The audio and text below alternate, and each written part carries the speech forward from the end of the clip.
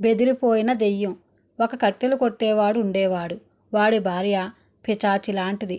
మొగుణ్ణి కుక్క కన్నా హీనంగా చూసేది. వాడి సంపాదన అంతంత మాత్రంగా ఉంటే అదంతా తాను కాజేసేది. వాడికి సరిగ్గా తిండైనా పెట్టేది కాదు. ఈ కూరలో ఉప్పు జాస్తి అయ్యిందే అని వాడు ఏ పూటైనా అంటే రెండో పూట అస్సలు ఉప్పేసేది కాదు. ఇంత గయ్యాలితో వేగినంతకాలం వేగి ఆ నిర్భాగ్యుడు ఆత్మహత్య తప్ప తనకింకొక మార్గం లేదనుకున్నాడు. కానీ ఉరిపోసుకోవడానికి తోడన్నా లేదు. కొందామంటే డబ్బు లేదు. అందుచేత వాడు తాను సంపాదించిన దానిలో నుంచి కొద్దిగా డబ్బు మిగిల్చి దాన్ని ఒకచోట దాస్తూ వచ్చాడు. అయితే కొద్ది రోజులకే వాడి పెళ్ళం దొంగను పట్టుకున్నది. ఈ డబ్బులన్నీ నీకెక్కడవి? వీటిని ఎందుకు దాస్తున్నావు? స్నేహితులతో కలిసి తాగుదామనా అని అడిగింది పెళ్ళం. అదేమీ లేదు, తాడు కొనుక్కొని ఉరి పోసుకుందామని అన్నాడు మొగుడు. ఆ మాట వింటూనే ఆ గయ్యాలి గంప తన మొగుడి మీద అమ్మశక్తిలాగా పడి చితక్కొట్టింది. ఇక లాభం లేదనుకొని కట్టెలు కొట్టేవాడు మర్నాడు తెల్లవారుజామునే లేచి అడవి గుండా కొండకేసి బయలుదేరాడు. అయితే మొగుడు బయలుదేరడం పెళ్ళం చూసింది. చూసి వీడి ఎత్తు ఏమిటో చూడాలి అనుకొని మొగుడు వెనక తాను బయలుదేరింది. పెళ్ళం తనను వెంబడించడం గుర్తించి కట్టెలవాడు భగవంతుడా, నాకు ఈ పీడ నుంచి విముక్తి లేదా అనుకున్నాడు. వాడు ఒక చోట ఆగి గొడ్డలు తీసి కట్టెలు కొట్టడం ఆరంభించాడు. ఆ పని మీదే తాను బయలుదేరి వచ్చినట్టుగా. వాడి పెళ్ళం వాడి కనబడే దూరంలోనే దేనికోసమో వెతుకుతున్న దానిలాగా ఆ పొదలోకి ఈ పొదలోకి చూడసాగింది. ఆమె ఒక పాడుపడిన నూతికేసి నడుస్తుండటం అకస్మాత్తుగా మొగుడు కంట పడింది. ఆ నూతి మీద ఏవేవో తుప్పల దుబ్బులుగా పెరిగి ఉండటాన కొత్త వాళ్లకు నుయ్యి కనిపించదు. తన పెళ్ళం పొరపాటున ఆ నూతిలో పడితే కట్టెలు కొట్టేవాడు పెద్దగా చింతించవలసిన అవసరం ఏమీ లేదు. అయినా వాడు ప్రస్తుతం మంచివాడు కావడం చేత అక్కడ పాడు నుయ్యి ఉన్నది జాగ్రత్తే అని కేకపెట్టాడు. నన్ను భయపెట్టి ఇంటికి పంపేసి ఆ తర్వాత ఏదో చేద్దామనుకుంటున్నాడు. నేనా మోసపోయేదాన్ని అనుకుంటూ కట్టెలు కొట్టేవాడి పెళ్ళం మరి 2 అడుగులు వేసి నూతిలో పడిపోయింది. నీ కర్మ అనుభవించు అనుకొని కట్టెలు కొట్టేవాడు తన గొడ్డలు తీసుకొని ఇంటికి తిరిగి వెళ్ళిపోయాడు. ఆ రాత్రి వాడు సుఖంగా పడుకున్నాడు. కానీ మర్నాడు లేవగానే వాడి మనసు పీకింది. ఎంత దుర్మార్గురాలైనా అది నా పెళ్ళం. దాన్ని ఆ పాడుబావులో నుంచి పైకి తీయడం తన ధర్మం అనుకొని వాడు అడవికి అడ్డం పడి పాడుబావికేసి వెళ్ళాడు. వాడు బావి దగ్గర మోకరించి లోపలికి చూస్తే ఏమీ కనిపించలేదు. అలికిడి కూడా ఏమీ లేదు. వాడు తన తలగొడ్డ తీసి బావిలోకి వదులుతూ, ఏమే, ఈ బట్ట గట్టిగా పట్టుకో, నిన్ను పైకి లాగుతాను అన్నాడు. దానికి జవాబు లేదు. కానీ 2 క్షణాలయ్యాక తలగొడ్డ బరువెక్కింది. తన పెళ్ళం ఇంత బరువా అని ఆశ్చర్యపోతూ కట్టెలవాడు తన తలగొడ్డను పైకి లాగడం ఆరంభించాడు. కానీ తీరా చూస్తే పైకి వచ్చినది కట్టెలవాడి పెళ్ళం కాదు, ఏదో భూతం. దాన్ని చూసి కట్టెలవాడు మూర్చపోయినంత పని చేశాడు. భూతం వాణ్ణి చూసి, భయపడకు, ఈవేళ నువ్వు ఎంత పుణ్యం చేశావో నీకు తెలియదు. నన్ను ఘోరమైన విపత్తు నుంచి కాపాడావు. నీ రుణం ఎలాగైనా తీర్చుకుంటాను అన్నది. రుణం తీర్చటమా? నేను నీకేం ఉపకారం చేశాను అన్నాడు కట్టెలవాడు కంగారు పడుతూ. ఇంకేం చెయ్యాలి? నేను ఈ బావిలో ఎన్నో ఏళ్లగా సుఖంగా ప్రశాంతంగా జీవిస్తున్నాను. నిన్న ఒక భయంకరమైన ఆడది నాకు దాపరించింది. ఆ క్షణం నుంచి నాకు శాంతి లేదు. దేవుడల్లే నువ్వు వచ్చి నన్ను కాపాడావు. నీకు మంచి ఉపకారం చేస్తాను. చూడు, ఈ దేశపు రాజుగారికి అప్సరస లాంటి కూతురున్నది. ఆమెకు నేను పూనుతాను. రాజుగారు అడ్డమైన వైద్యులను పిలిపిస్తారు. వాళ్ళు భేషజాలైతే చేస్తారు కానీ అందువల్ల ఫలితం ఉండదు. రాజుగారికి మతిపోయి ఉన్న సమయంలో నువ్వు వచ్చి ఆమెకు పట్టిన దెయ్యాన్ని వదలగొట్టు. అప్పుడు రాజుగారు నీకు గొప్ప బహుమానాలు ఇస్తారు అన్నది భూతం. దెయ్యాన్ని ఎలా వదలగొట్టను అని కట్టెలవాడు అడిగాడు. నువ్వు రాగానే నేను పోతాను. నువ్వేదో మంత్రాలు చదివినట్టు నోరు ఆడించు అన్నది భూతం. కట్టెలు కొట్టేవాడు తన ఇంటికి బయలుదేరాడు.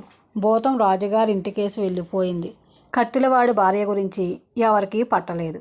క్షణాల మీద భూతం రాజభవనానికి చేరుకొని రాజకుమార్తెను ఆవహించింది.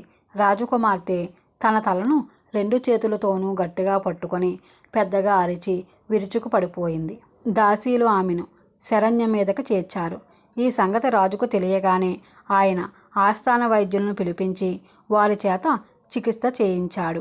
వారిచ్చిన ఔషధాలేమీ పనిచేయలేదు. రాజు వైద్యులను వెళ్ళగొట్టి మాంత్రికులను పిలిపించాడు. మాంత్రికులు కూడా రాజకుమార్తెకు స్వస్థత కలిగించలేకపోయారు. రాజు దైవజ్ఞులను కూడా పిలిపించాడు. వాళ్ళు పంచాంగం తిరగవేసి రాసులను అంశలు గుణించి పూజలు శాంతులు జరిపించారు. కానీ రాజకుమార్తెకు అందువల్ల ఏమీ మేలు జరగలేదు. ఏ విధంగానూ తన కుమార్తె స్థితి బాగు కాకపోయేసరికి రాజు తన కుమార్తెకు సరి అయిన చికిత్స చేసిన వాడికి ఆమెనిచ్చి పెళ్లి చేసి తన అనంతరము రాజుని చేస్తానని చాటింపు వేయించాడు. ఈ లోపల కట్టెలు కొట్టేవాడు తన ఇంట హాయిగా ఉంటున్నాడు. వాడి దారిద్ర్యం ఎప్పుడూ ఉన్నదే. కానీ భార్య నుంచి విముక్తి పొందిన ఆనందంలో వాడు మునిగి తేలసాగాడు. భూతం గురించి, అది రాజకుమార్తెను పట్టడం గురించి, దాన్ని తాను వదిలించి రాజుగారి నుంచి బహుమానం పొందటం గురించి వాడు పూర్తిగా మర్చిపోయాడు. ఇంతలో వాడికి రాజుగారి చాటింపు వినవచ్చింది. అది వింటూనే వాడికి భూతం చెప్పిన మాటలు గుర్తుకు వచ్చాయి. వెంటనే వాడు చాటింపు వేసేవాడు వద్దకు పరిగెత్తుకుంటూ వెళ్ళి రాజకుమార్తెకు నేను చికిత్స చేయగలను, ఆమెకు ప్రాణాపాయం కలగకముందే నన్ను రాజభవనానికి తీసుకుపోండి అన్నాడు. కట్టెలు కొట్టేవాణ్ణి రాజభవనం చేర్చారు. ఈ పేదవాడు తన కుమార్తెకు చికిత్స చేయటం అసంభవమని రాజుకు అనిపించినా ఆయన మనసులో కొంచెం ఆశ మొలకెత్తింది. ఏ పుట్టలో ఏ పాముందో అనుకున్నాడు ఆయన. కట్టెలవాడు రాజకుమార్తె ఉన్న గదిలోకి వెళ్ళాడు. నీరు తెప్పించి చేతులు కడుక్కొని మంత్రాలు చదువుతున్నట్టు పెదవులు కదిలిస్తూ వాడు రాజకుమార్తె నుదుటిని చెంపలను నిమిరాడు. మరుక్షణమే రాజకుమార్తె లేచి కూర్చొని చుట్టూ ఉన్న వారిని చూసి చిరునవ్వు నవ్వింది. ఆమె శరీరంలో ఎలాంటి వ్యాధి ఉన్నట్టు కనబడలేదు. ఇది చూసి రాజభవనంలో ఉన్న వారందరూ అమితంగా సంతోషించారు. రాజుగారు అన్నమాట నిలబెట్టుకున్నాడు. ఆయన కట్టెలు కొట్టేవాడికి మంచి బట్టలు ఆభరణాలు పెట్టి అలంకరించి అతనికి గౌరవార్థమైన గొప్ప విందు చేసి తర్వాత అతనికి తన కుమార్తెనిచ్చి వైభవంగా పెళ్లి చేశాడు. తన మొదటి భార్యతో కాపురం చేసిన కట్టెలవాడికి రాజకుమార్తెతో కాపురం చేయటం స్వర్గంలో ఉన్నట్టుగా ఉన్నది. రాజకుమార్తెను వదిలిపెట్టిపోయిన భూతం పొరుగు దేశపు రాజు కూతుర్ని పట్టింది. దానికి రాణివాసాలు చాలా సుఖంగా ఉన్నాయి. పొరుగురాజు కూడా తన కుమార్తెకు రకరకాల చికిత్సలు చేయించి విఫలుడయ్యాడు. ఇంతలో ఆయనకు వార్త తెలిసింది. తన పొరుగున ఉన్న రాజు కూతురికి కూడా ఇలాగే జబ్బు చేస్తే ఎవరో వచ్చి రక్షించారట. ఆ రాజు తన కుమార్తెను అతనికే ఇచ్చి పెళ్లి చేశాడట. వెంటనే ఆయన కట్టెలవాడి మామగారి దగ్గరకు ఒక దూతను పంపాడు. దయచేసి మీ అల్లుని పంపండి. అతను నా కుమార్తెకు చికిత్స చేసినట్లయితే నా కుమార్తెను కూడా అతనికి రెండవ భార్యగా ఇచ్చి పెళ్లి చేస్తాను అని రాజుగారి మాటగా దూత తెలిపాడు. మామగారు అనుమతితో కట్టెలవాడు పొరుగు రాజకుమార్తె వద్దకు వచ్చి పూర్వంలాగే చేతులు కట్టుకొని రాజకుమార్తె నుదురు చెంపలు నిమిరాడు. మంత్రం చదువుతున్నట్టు పెదవులు కదపసాగాడు. కానీ భూతం వదిలిపోక కట్టెలవాడితో రహస్యంగా నువ్వు చేసిన ఉపకారానికి ప్రత్యుపకారం అది వరకే చేశాను. నేను ఈ పిల్లను వదిలిపోను.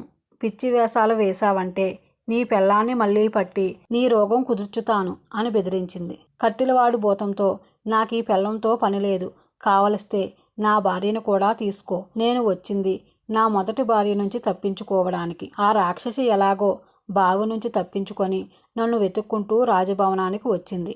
ఇక్కడికి కూడా నా వెంటపడి వస్తున్నది అన్నాడు. భూతం కట్టెలవాడి మాటలు పూర్తి కాకుండానే రాజకుమార్తెను వదిలి పారిపోయింది. అది ఎటుపోయినది, దాని సంగతి ఏమైనది విన్నవారు లేరు. కట్టెలవాడు మాత్రం రెండో రాజకుమార్తెను కూడా పెళ్ళాడి 2 భార్యలతోనూ సుఖంగా ఉన్నాడు.